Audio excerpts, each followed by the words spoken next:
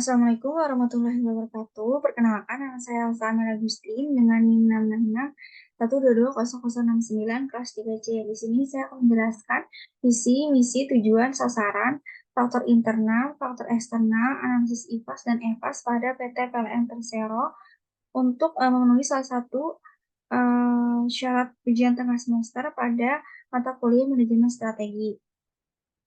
Yang pertama ini ada visi dari PT PLN Persero, yaitu visinya menjadi perusahaan listrik terkemuka se-Asia Tenggara dan nomor satu pilihan pelanggan untuk solusi energi. Yang kedua ada misinya, yang pertama menjalankan bisnis kelistrikan dan bidang layanan terkait, berorientasi pada kepuasan pelanggan, anggota perusahaan, dan pemegang saham. Yang kedua, menjadikan tenaga listrik sebagai media untuk meningkatkan kualitas kehidupan masyarakat. Yang ketiga, mengupayakan agar tenaga listrik menjadi pendorong kegiatan ekonomi. Dan yang keempat, menjalankan kegiatan usaha yang berwawasan lingkungan. Untuk tujuan dari PT PLN Persero ini, untuk menyelenggarakan usaha penyediaan tenaga listrik bagi kepentingan umum dalam jumlah dan mutu yang memadai, serta memupuk keuntungan dan melaksanakan penugasan pemerintah di bidang ketenaga listrikan dalam rangka menunjang pembangunan dengan menerapkan prinsip-prinsip perseroan terbatas.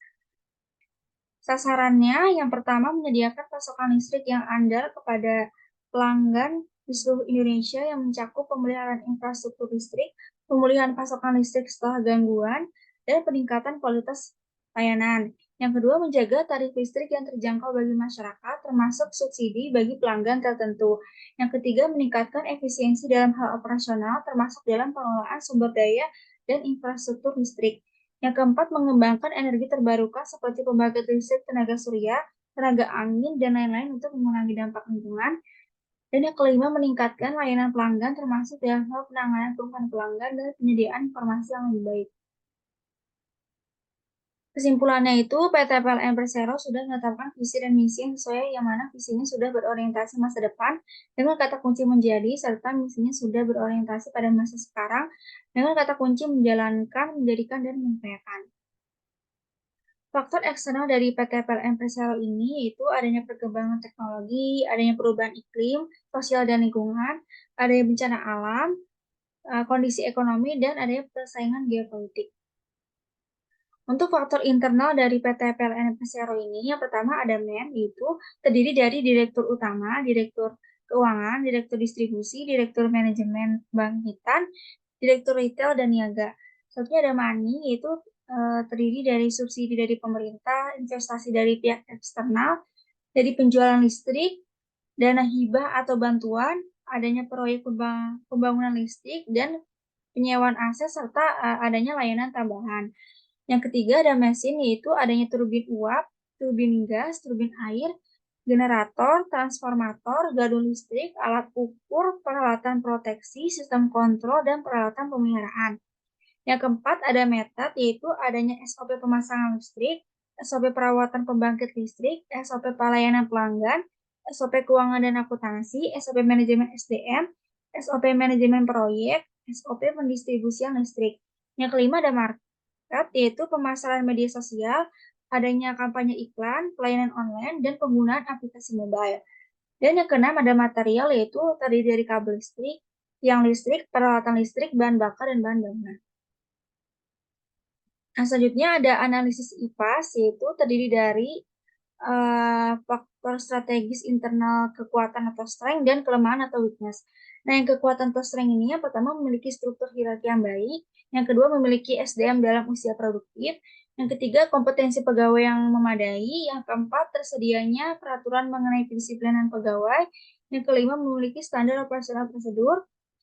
Dan untuk total dari kekuatan strength ini memiliki total bobot 0,51 dan total skor sebesar 1,62. Nah, untuk kelemahan atau weakness ini, yang pertama wilayah kerja yang luas, yang kedua semangat dan motivasi pegawai di dalamnya masih rendah, yang ketiga kurang memadainya fasilitas sarana dan prasarana, yang keempat rendahnya tingkat kedisiplinan pegawai dalam bekerja, dan yang kelima kurang sinergi antar bidang.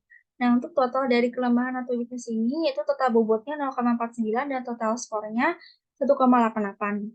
Nah, untuk total keseluruhan dari kekuatan dan kelemahan ini, total keseluruhan dari bobotnya itu sebesar 1,00, dan total keseluruhan dari skor pada kekuatan kelemahan itu sebesar 3,5. Selanjutnya ada analisis EVAS, yaitu faktor strategis eksternal yang terdiri dari peluang atau opportunity dan ancaman atau threats. Yang peluang ini yang pertama adanya dukungan dari kantor PLN pusat, yang kedua tersedianya pendidikan formal dan pelatihan, yang ketiga tersedianya anggaran CAPX atau pengeluaran aset untuk jangka panjang, yang keempat performa kontraktor yang baik, yang kelima masih banyaknya proyek infrastruktur ketenaga listrikan. Nah, untuk total dari bobot untuk peluang ini sebesar 0,51 dan total skor untuk peluang ini sebesar 1,92. Selanjutnya ada ancaman atau threats. Yang pertama adanya perkembangan teknologi, yang kedua adanya persaingan antar pegawai, yang ketiga rendahnya dukungan dari masyarakat, yang keempat adanya inflasi yang mengakibatkan perubahan harga, dan yang kelima adanya reorganisasi antara holding sampai subholding. Nah, untuk ancaman atau threats ini ada total bobot sebesar 0,49 dan total skor sebesar 1,63. Nah, untuk total keseluruhan dari peluang dan ancaman ini, total keseluruhan dari bobot itu sebesar 1,00 dan total keseluruhan dari skor itu sebesar 3,55. Sekian penjelasan dari saya. Mohon maaf apabila ada kesalahan. Wassalamualaikum warahmatullahi wabarakatuh.